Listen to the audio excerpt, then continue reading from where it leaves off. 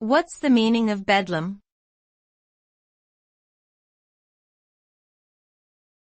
Bedlam.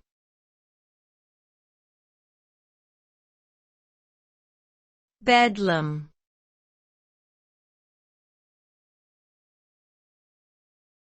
Bedlam.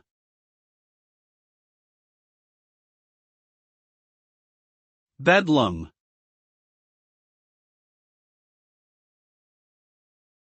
The word bedlam refers to a situation of uproar and chaos, often associated with mental or emotional disturbance. It originated from the name of London's Hospital of St. Mary of Bethlehem, which was notorious for its harsh treatment of mentally ill patients in the 17th and 18th centuries.